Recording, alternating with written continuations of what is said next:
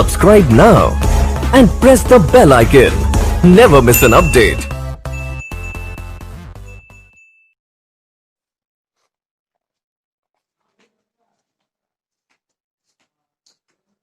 Good morning everyone. आज दिनांक 17 अगस्त 2020 कक्षा 12 रसायन विज्ञान में आप जानते हैं हमारा पाठ चल रहा है रासायनिक बलगत और उसके अंतर्गत आज हमको पढ़ना है कि जो प्रथम कोटि की अभिक्रिया होती है और अर्धआयुकाल में संबंध। क्या पढ़ना है? प्रथम कोटि की अभिक्रिया, प्रथम कोटि की अभिक्रिया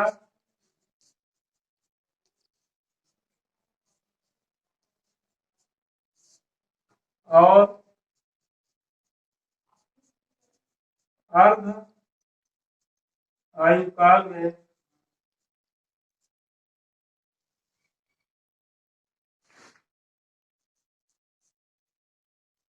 संबंध।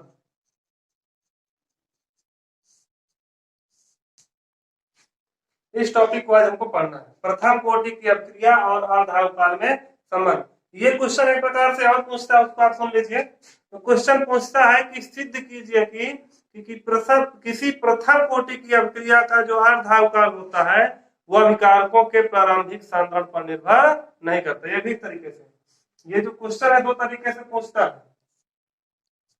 प्रथम कोटि की अभिक्रिया और अर्धआयुकाल में क्या संबंध होता है, ये भी आपसे डायरेक्ट पूछ सकता है कि प्रथम कोटि की अभिक्रिया और अर्धआयुकाल में संबंध स्थापित करिए, या प्रथम कोटि की अभिक्रिया और अर्धआयुकाल में क्या संबंध होता है।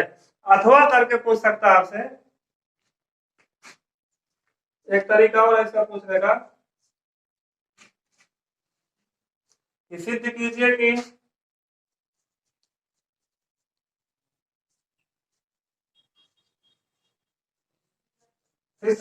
कि प्रथम कोटि की अभिक्रिया का प्रथम कोटि की अभिक्रिया का क्या है, सिद्ध करना है कि किसी प्रथम कोटि की अभिक्रिया का अर्धआयुकाल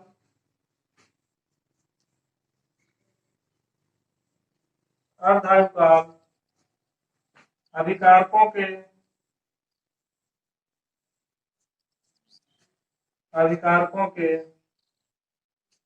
प्रारंभिक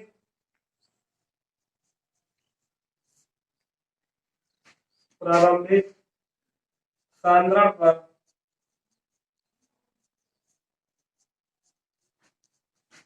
निर्भर नहीं करता।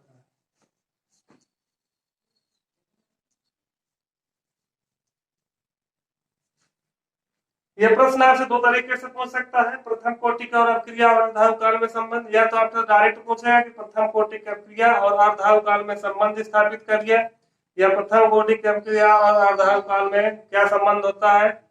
और यह तो पूछ सकता है कि सिद्ध कीजिए कि प्रथम कोटि की अभिक्रिया का जो अर्धआयुकाल होता है वो अभिकारकों के प्रारंभिक सांद्रण पर निर्भर नहीं करता है। ठीक है, इस तरीके से क्वेश्चन पूछ सकता है और ये बहुत ही इंपॉर्टेंट है।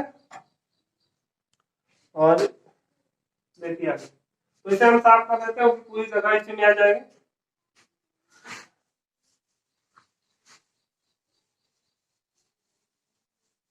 अब देखिए प्रथम कोटि की अभिक्रिया और अर्धआयुकाल में संबंध। देखिए हम जानते हैं कि प्रथम कोटि की अभिक्रिया के लिए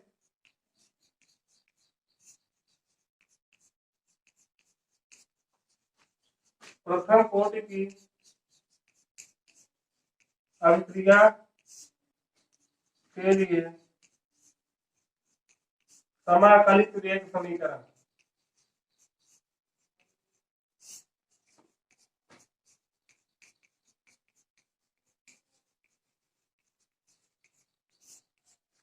कोई प्रथम कोटि की अभिक्रिया और अभिक्रिया के लिए डेरिवेशन हमारा यहाँ से चालू होता है। ठीक है, हम कहते हैं कोई प्रथम कोटि की अभिक्रिया और अभिक्रिया के लिए समाकलित वेग समीकरण क्या होता है, K equal to small k। ठीक है, small k equal to 2.303 by t log base 10 a by a minus yes.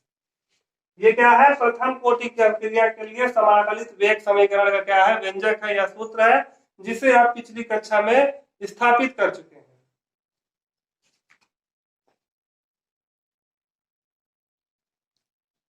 अब देखिए ये, अब हम मानते हैं कि कोई अभिक्रिया जैसे हो रही है, ये रिएक्टेंट है और ये क्या है, प्रोडक्ट। तो कहते हैं जब t बराबर 0 है, मतलब अभिक्रिया आरंभ नहीं हुई है, तो अभिकारक की सांद्रता कितनी है, a मोल प्रति लीटर है, और उत्पाद की सांद्रता कितनी है, 0 है। लेकिन t समय बाद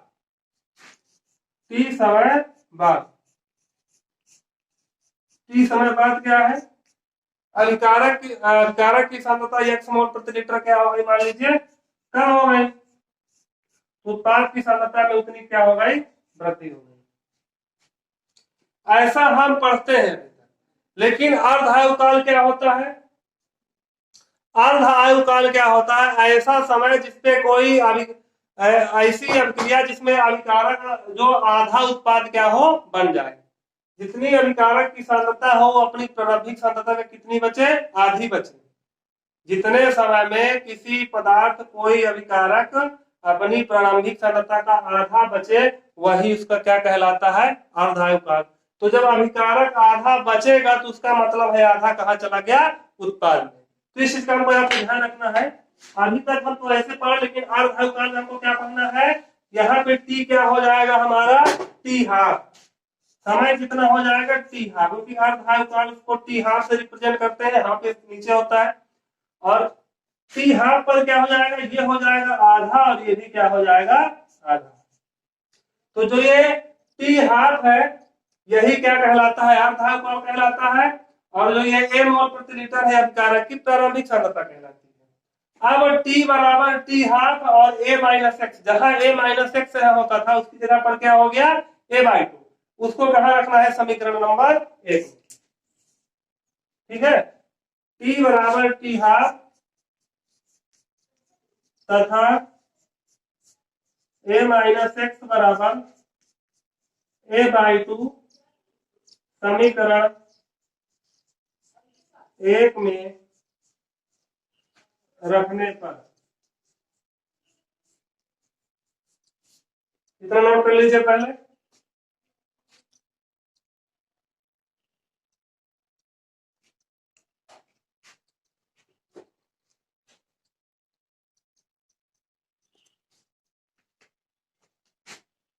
साफ कर देते हैं। टी बराबर कितना रखना है, टी हाफ 2.303 बटे टी हाफ लॉग वेस्टेन, ए की जगह ए रहेगा और ए माइनस एक्स की जगह क्या रहेगा, a/2। ये वाली लाइन साफ कर देते हैं। अब देखिए ए से ए कैंसिल हो जाएगा और 1/2 ऊपर जाएगा तो क्या जाएगा, 2 हो जाएगा। तो के बराबर क्या हो जाएगा, 2.303 बटे टी हाफ और गुणे में या ऐसे कर दीजिए लॉग बेस 10 और ये 2 ऊपर पहुंच जाएगा log 2। अब यहाँ पे log 2 की वैल्यू आप जानते हैं कितनी होती है, log 2 की वैल्यू कितनी होती है, 0.3010।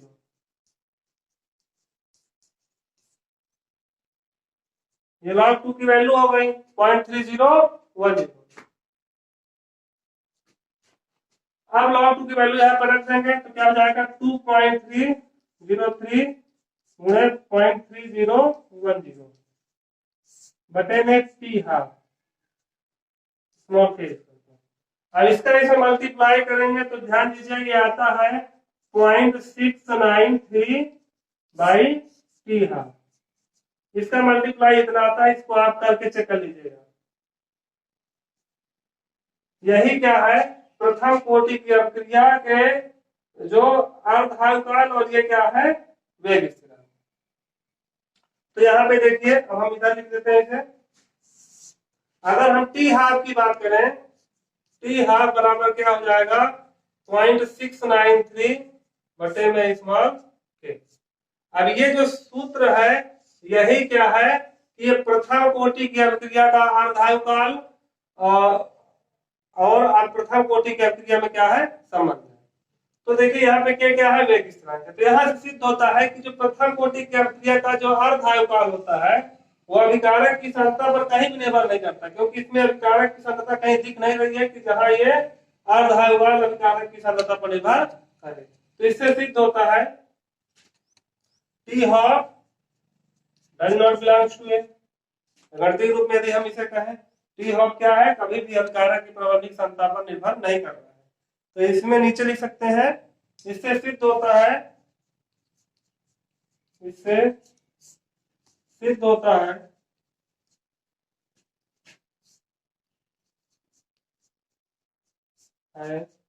कि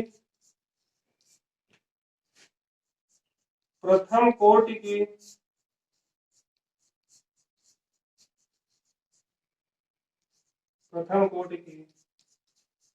अभिक्रिया का अर्धायुकाल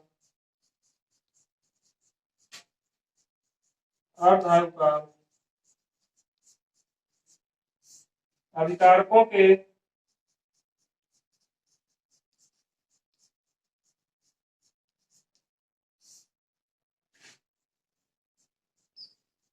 प्रारंभिक सांद्रता पर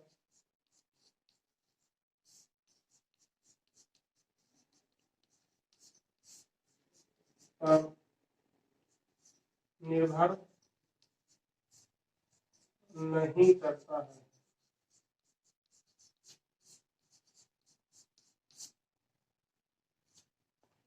इससे क्या सिद्ध होता है कि जो प्रथम कोटि की अभिक्रिया का जो अर्धायुकाल होता है वो अभिकारकों के प्रारंभिक सांद्रता पर निर्भर नहीं करता है, क्योंकि इस सूत्र में कहीं भी अभिकारक के प्रारंभिक सांद्रता की बात नहीं है।